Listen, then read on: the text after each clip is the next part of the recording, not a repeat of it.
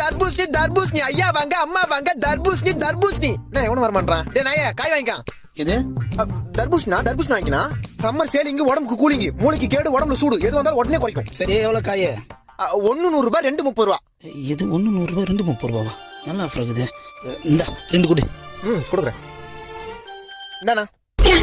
யோ 2 piece தான் 30 ரூபாயா பின்ன முழு காய 30 ரூபாய்க்கு 2 கொடுப்பாங்க அப்புறம் அவள் தான் போக வேண்டியதா துண்ட போடணும் யோ 30 ரூபாய்க்கு 2 காய் கொடுக்கலாம் குடியா 30 ரூபாய்க்கா நோ நான் உன் சொல்றேன் நல்லா கேளு என்ன முட்டையில இருந்தா கோழி வருது கொட்டையில இருந்தா தர்பூசணி வருது கோயில இருந்து வர முட்டையை இப்ப 3 ரூபாய்க்கு தரமாட்டான் நான் இப்ப நான் கொட்டையில இருந்து வந்த தர்பூசணி 30 ரூபாய்க்கு கொடுப்பேன்